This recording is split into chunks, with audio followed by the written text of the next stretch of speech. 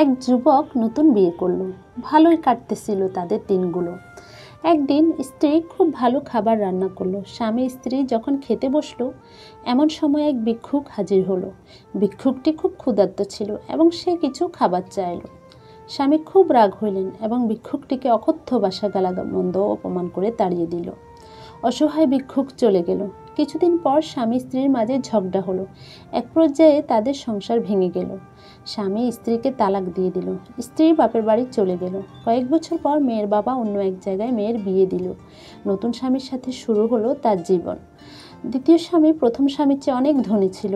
একদিন স্বামী স্ত্রী খেতে বসলো। ইতিমধ্যে একজন ভিক্ষুক আসলো।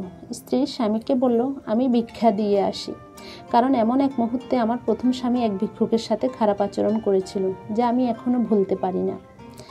যখন স্ত্রী ভিক্ষা দিতে গেল তখন সে অবাক হয়ে গেল, কারণ তার সেই প্রথম স্বামী আজ তার সামনে ভিক্ষার পাত্র নিয়ে দাঁড়িয়ে আছে।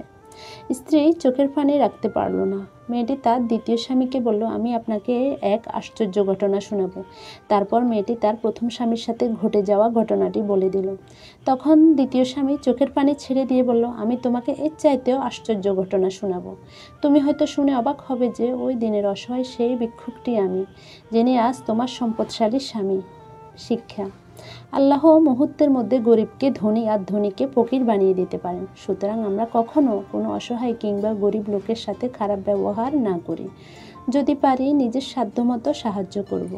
কোনোভাবে তাদের সাথে ধমকের সুরে কটু কথা বলবো না। এক আলেম ও তার স্ত্রীর গল্প বলি। এক আলেম তার স্ত্রীকে নিয়ে ট্রেনে করে শ্বশুরবাড়ি যাইতেছেন। তাদের পিছনের সিটে বসে আছে এক জেনারেল শিক্ষিত লোক তার বউকে নিয়ে। লোকটির বউ পদ্মা তো দূরের কথা, বরং খোলামেলাভাবেই যাইতেছে। ওই আলেমের বউয়ের অবস্থা তার বিপরীত। এক পর্যায়ে ওই আলেমকে উদ্দেশ্য করে লোকটি বলতে লাগলো, মোল্লারা নিজেদের বউকে আবদ্ধ করে রাখে, একটু খোলামেলা রাখতে জানে না, ইত্যাদি ইত্যাদি। তখন ওই আলেম দাঁড়িয়ে লোকটিকে বললেন, আলেম ভাই, আপনার এই ব্যাগটাতে কি? লোকটি, আমার গোপন জিনিসপত্র আছে আর টাকা পয়সা আছে। আলেম, সেখানে কেন রাখছেন? লোকটি, লুকিয়ে সেবে রেখেছি। আলেম, আমিও আমার স্ত্রীকে এভাবে যত্ন করে রেখেছি যেন কেউ না দেখে, কারণ আমার কাছে আমার স্ত্রী খুবই মূল্যবান, পকেটের টাকার চেয়েও কোটি গুণ বেশি। আর আপনি আমার বউকে পকেটের টাকার চেয়েও বেশি ভালোবাসেন না বা মূল্যবান ভাববেন না, তাই আপনার টাকা পয়সাটা অতি যত্ন ও গোপনে রেখেছেন। নিজের বউটাকে জনসম্মুখে খোলামেলা রেখেছেন। আমরা আমাদের বউকে খুব ভালোবাসি বলে অন্যের কুদৃষ্টি থেকে তাদের সেভে রাখি।